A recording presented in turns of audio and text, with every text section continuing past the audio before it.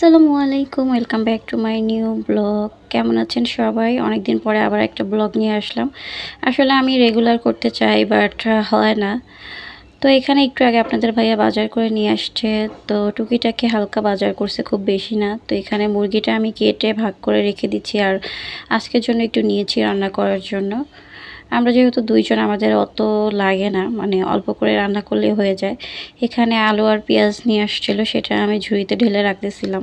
আমার ঝুড়িটার মধ্যে হচ্ছে উপরে আমি আলু পেঁয়াজ রসুন যা যা থাকে ওগুলো রাখি, আর নিচে হচ্ছে থালাবাটি রাখি। যেহেতু আমাদের সব অল্প অল্প আনা হয়, যেহেতু আমরা দুইজন মাত্র মানুষ বাসার মধ্যে, তো আমাদের এত পুরো ঝুড়িটা আর লাগে না। তো তারপরে একটু আম নিয়ে আসছিলো, সেটা দেখাইলাম। আর এখানে হচ্ছে আমার আব্বু আসছে আমার বড়াপুর বাসায়, মানে আমিও গেছি আমার বড়াপুর বাসায়। তো আব্বুরাও আসছে, তো আব্বু আবার চুল কাটবে, তো আমি চুল কেটে দিচ্ছিলাম। তো বড়াপুর বাসায় ওই দিন ছিল হচ্ছে গরুর মাংস আর খিচুড়ি। আম্মু এসে রান্না করছে, খিচুড়িটা খুব মজা হয়েছিল। তো তারপরে আমি বাসায় চলে আসছি। বাসায় এখানে আপনাদের ভাইয়া লাল শাক আনছিল, মিষ্টি কুমড়া আনছিল। তো আমি লাল শাকগুলো কেটে নিছি, আর মিষ্টি কুমড়া আলু সকালের জন্য রুটি দিয়ে খাওয়ার জন্য ভাজি করে নিব, তো সেটা কেটে নিছি। আর এখানে হচ্ছে গিয়ে মিষ্টি কুমড়া ভাজবো, সেটা পিস করে নিছি। আর আমার হাতে লাল শাক কুটে অনেক ময়লা পড়ছে, তো সেটা দেখাচ্ছিলাম। পেঁয়াজ টেয়াজও কেটে নিছি, তো সব কিছু একসাথে গুছিয়ে রাখছি। আস্তে আস্তে একটা করে রান্না বসায় দিব।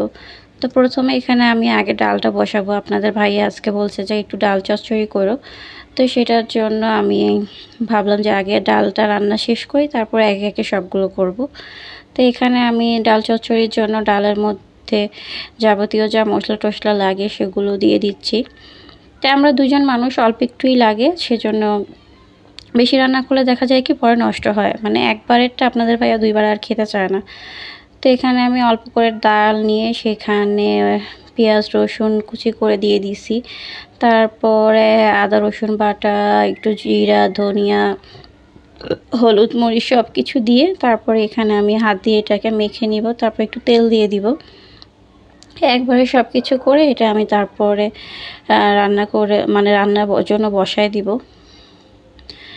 এই তো সংসারে আসলে একা সংসার হলেও কাজকর্ম খুব, মানে একটার পর একটা থাকেই।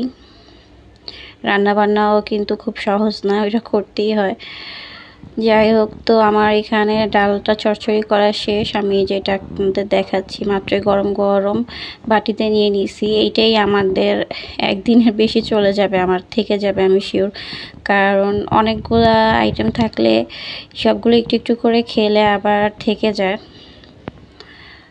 তো তারপরে আমার শাকটাও এখানে ভাজি করা শেষ। আজকে রাতের ডিনারের জন্য হচ্ছে লাল শাক, ডাল চচ্চড়ি আর মিষ্টি কুমড়া ভাজা। তো আপনাদের ভাইয়া একটু হালকা হালকা মিষ্টি কুমড়া ভাজা খায়, আমি একটু পোড়া পোড়া ভাজা খাই, সেজন্য দুজনের জন্য দুই রকম করছি। হালকাগুলো আপনাদের ভাইয়া খাবে, আর ভাজাগুলো বেশি ওইগুলো আমি খাবো।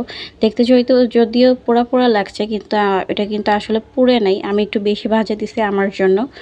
তারপরে সকালের জন্য আলু ভাজি আর মিষ্টি কুমড়া একসাথে যে কাটলাম, আলু আর মিষ্টি কুমড়া সেগুলোই করে নিছি। তো এই তো আজকের ছোট্ট ব্লগ, আশা করি সবার ভালো লাগবে। আল্লাহ হাফেজ।